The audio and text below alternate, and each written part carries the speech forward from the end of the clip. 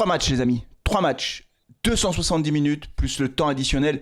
Voilà le temps qui reste aux joueurs stéphanois pour se maintenir en Ligue 1 ou au moins accrocher les barrages les amis.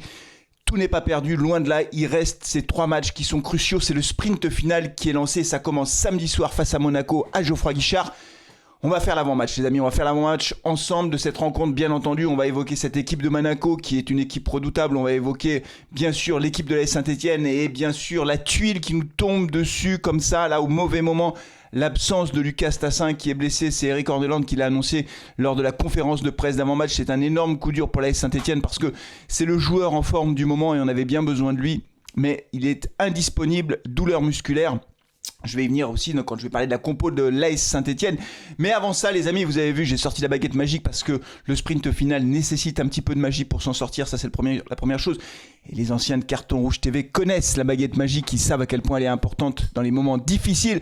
Et si tu connais pas la baguette magique et que tu n'es pas encore abonné, il est temps de le faire. On est en course pour les 30 000 abonnés. Donc, tu t'abonnes à la chaîne.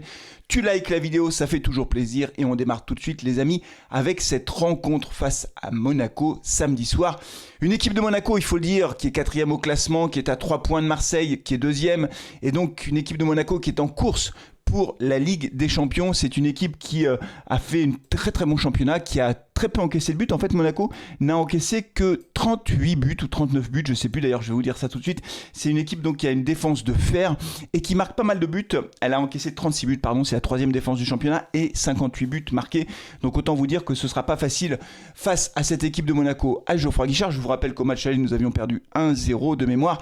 Et on n'avait pas fait un mauvais match, mais il y a un homme dont il faudra se méfier, c'est Mika Beyret, qui est le nouvel attaquant de Monaco, qui est arrivé à l'intersaison, enfin au mercato d'hiver, et qui marque but sur but. Il est hyper dangereux, c'est même le meilleur buteur du championnat. Alors là, tu te dis dans ta tête, mais comment ça, meilleur buteur du championnat? Il a marqué 13 buts, pardon.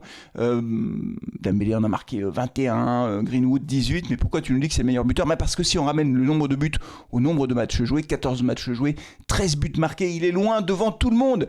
C'est un attaquant redoutable, il a 22 ans, il est danois. Une bonne trouvaille pour Monaco, franchement, qui je pense va le revendre très très cher.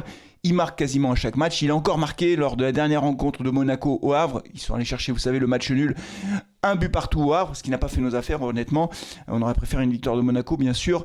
Et le match d'avant, Monaco avait fait 0-0. Mais pour le reste, vraiment, c'est une équipe qui est extrêmement dangereuse et qui doit jouer la Ligue des Champions l'année prochaine. Et donc, cette équipe de Monaco vient à Saint-Etienne pour gagner le match. Elle viendra certainement avec son 4-4-2 habituel. C'est une équipe qui a un style de jeu assez classique, mais qui est redoutablement efficace. Avec toujours cette question, pour moi, qui est une forme de point d'interrogation, mais face à des équipes qu'elles jouent en 4-4-2, en 4-3-3, en 4-2-3-1, en ce que vous voulez, nous, on ne change jamais de tactique, et ça va me permettre de faire le lien avec l'AS Saint-Etienne. On ne change jamais de tactique puisque on reste en 4-3-3 et là on va parler de la compo évidemment de ce match. Et la compo, il va falloir trouver une solution devant puisque Lucas Tassin est blessé. Alors Orneland a dit en conférence de presse que ça faisait plusieurs semaines que c'était un peu difficile pour Tassin. En gros, ils l'ont un peu ménagé pour essayer de le faire tenir, mais là, c'est plus possible. Alors, je ne sais pas combien de temps ça va durer. Est-ce que c'est pour un match? Est-ce qu'il pourra rejouer à Reims et à Toulouse? Honnêtement, pour l'instant, je pense que c'est trop tôt pour le dire, mais c'est un énorme coup dur parce que Lucas Tassin, c'est vraiment l'attaquant en forme de Saint-Etienne. Il a vraiment fait une deuxième partie de saison très, très performante et qu'on avait besoin de lui. C'est vraiment une très mauvaise nouvelle. Et il faudra le remplacer. Alors la question c'est qui va être titularisé à la pointe de l'attaque. Il y a 2 solutions à mon sens. Il y a Ibrahima Ouadji et Sissoko. Je vais vous dire pourquoi je mettrais plutôt une pièce sur Sissoko. Non pas, je vous dis pas que c'est forcément ce que je préférais parce que j'aime bien Ouadji et je trouve que en fin de saison comme ça avoir Ouadji qui rentre, celui qui nous a fait monter en Ligue 1 l'année dernière, symboliquement ça peut être intéressant, pas rigolo mais en tout cas intéressant. Mais je pense que ce sera plutôt Sissoko. Évidemment je peux me tromper, mais pourquoi? Parce que je pense que ce poste d'attaquant de pointe, Sissoko s'y prête mieux. D'ailleurs on a vu que quand Ouadji est rentré, il est plutôt rentré sur les côtés que devant. Et Sissoko qui est rentré, il a joué quelques minutes, une dizaine de minutes face à Lyon, il est rentré à la pointe, à la place de Tassin, c'était du poste pour poste. Donc à mon avis, Sissoko aura l'occasion de montrer à Orneland qui ne croit pas en Sissoko, il faut quand même dire les choses, pas beaucoup, qu'il est capable de faire quelque chose justement. Donc Sissoko, si c'est toi qui es titulaire, il faut, c'est à toi de jouer quoi. Alors je sais que c'est difficile quand sur un match comme ça, tu dois être performant, etc. Mais vraiment, moi, Sissoko, je trouve que le public a été quand même assez dur avec lui. Moi, je trouve qu'il n'est pas inintéressant du tout dans son jeu 2 au but notamment. Il est capable physiquement d'être très très présent. Et moi, c'est un joueur que j'aime plutôt bien. Alors évidemment, Stassin est devant aujourd'hui parce que Stassin a marqué but sur but. Mais là, Sissoko, voilà, c'est à lui de nous montrer que dans un match aussi important que face à Monaco, il peut être là. Après, sur les côtés, on aura Cardona, Davitashvili, milieu de terrain. Je m'attends pas non plus à des surprises. Mouefek, Ekwa et Tardieu, pardon. Une petite interrogation quand même sur le poste de latéral droit. Est-ce qu'il va remettre Yvan de Masson ou pas? Ça, je sais pas. Après, Bernauer titulaire, c'est sûr. Nadé titulaire, c'est sûr. Petro titulaire, c'est sûr. Larsonneur, c'est sûr. Donc là, les deux incertitudes, c'est qui à la place de Stassin et peut-être latéral droit. Peut-être que Masson pourrait refaire son retour dans le 11 de départ. En tout cas, c'est un peu mon pari. On verra si j'ai raison ou pas. Évidemment les amis. Donc voilà, donc on va avoir cette composition là. Pour gagner ce match, il faut être clair. Alors aujourd'hui là, je vois un peu les commentaires, les supporters stéphanois, je regarde un peu ce qui se dit évidemment sur les réseaux sociaux, puisque cette communauté stéphanoise qui s'enflamme, qui de temps en temps se chamaille aussi, hein, ça fait partie du truc, communique beaucoup, parle beaucoup sur les réseaux sociaux. Certains supporters stéphanois, peut-être que c'est ton cas, dis-le moi en commentaire, disent non mais face à Monaco, faut faire l'impasse, c'est les deux derniers matchs, c'est là où va se jouer le maintien. Et donc face à Monaco, ce match on marquera pas de points, donc c'est pas la peine de prendre de risque. Et peut-être que toi tu le penses. Non, bien sûr que non. Il faut surtout pas partir dans cette logique-là. Moi je pense qu'on peut faire un résultat face à Monaco. Voilà, je vous le dis, je pense qu'on peut faire un résultat. D'ailleurs mon pronostic c'est 2 partout. Tu mets ton pronostic en commentaire aussi. On prendra 2 buts. Alors c'est moins que d'habitude, puisqu'avec 71 buts encaissés depuis le début de saison, 71. C'est quasiment 3 buts par match, mais on prendra 2 buts, mais on en marquera 2. Voilà, je pense que Cardona marquera et Sissoko marquera. Voilà, si c'est Sissoko titulaire. Donc moi, je pense qu'on peut faire un résultat. Et tous les points seront importants, parce que pendant que nous, on va recevoir Monaco, Le Havre se déplace à Auxerre et Angers se déplace à Nantes. Nantes qui n'est pas encore sauvé, donc Nantes devra gagner. Auxerre est en grande forme en ce moment, ils ont fait un résultat incroyable à Lens, et donc ça peut rigoler. La fin de saison pour ces deux clubs-là, qui sont les deux derniers avec lesquels on est en compétition pour la place de barragiste et la place du dernier qui va se sauver en Ligue 1, ils ont une fin de saison épouvantable. Peut-être qu'ils marqueront 1, 2, 3 points maximum. Et que nous, derrière, on a les deux derniers matchs qui sont des matchs... Alors, face à Monaco, je pense qu'on peut prendre un point.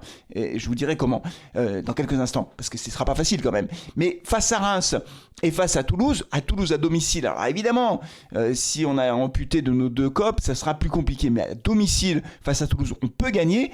Et Reims, si Reims, après cette journée de championnat, est sûr de rester en Ligue 1, on les jouera 3 jours avant la finale de la Coupe de France. C'est un supporter de Reims, justement, qui nous avait fait la remarque pendant Carton Rouge Le Mag, en disant attention, si nous on est sauvés, on mettra peut-être l'équipe B pour se préserver pour la Coupe de France, ce qui n'est pas faux. Donc on peut gagner à Reims. Alors on gagne à Reims, on gagne face à Toulouse, on fait un match nul face à Monaco, ça fait 7 points, clac, la baguette magique est là. Alors, mais on peut rêver quand même, on a le droit de rêver. Pourquoi j'y crois encore? Bon, alors je vous ai parlé des deux derniers matchs face à Monaco. Face à Monaco, les amis, évidemment ce sera difficile, mais on est capable de le faire. Et on est capable de le faire à domicile. Moi, je suis très frappé de voir la différence, effectivement, entre cette équipe de Saint-Étienne à l'extérieur, qui est quand même très, très, très mauvaise. On a marqué très peu de points à l'extérieur. D'ailleurs, si je regarde le classement à l'extérieur, je pense qu'on doit être, à mon avis, la dernière ou l'avant-dernière équipe, de toute façon, avec Montpellier. Oui, c'est ça. On a marqué 6 points, 1 victoire et 3 matchs nuls. C'est catastrophique, en fait, à l'extérieur. Alors qu'à domicile, on n'est pas, je ne vais pas dire qu'on est bon, hein, parce qu'il ne faut pas non plus exagérer, mais à domicile, en tout cas, les joueurs sont plus performants. On est 11e à domicile, vous voyez, on est 11e sur 18. Donc à domicile, c'est mieux. Et là, on aura le stade qui sera plein face à Monaco. Et donc, moi, j'ai vu face à Lyon, c'était pas les mêmes joueurs qu'on avait sur le terrain. Pourquoi? Parce que le public était là et que sur chaque contact, le public poussait, sur chaque duel, le public était derrière le joueur stéphanois. Ça te donne de la force, en fait. Et d'ailleurs, les joueurs le disent eux-mêmes. Donc moi, je pense qu'à domicile face à Monaco, si les Verts jouent avec la même intensité, la même envie que face à Lyon, oui, on peut arracher un match nul. Franchement, on peut le faire. Et là, pour le coup, ce serait vraiment un très bon résultat dans le cadre justement de cette course, de ce mini-championnat à 3 équipes. Marquer un point face à Monaco, honnêtement, il n'y en a pas beaucoup qui y croient. Mais moi j'y crois et ce serait super. Donc le stade qui sera plein va galvaniser les joueurs. D'ailleurs je crois que les Magic ont demandé à tous les supporters de venir avec un maillot vert. Le stade sera vert, ça va pousser.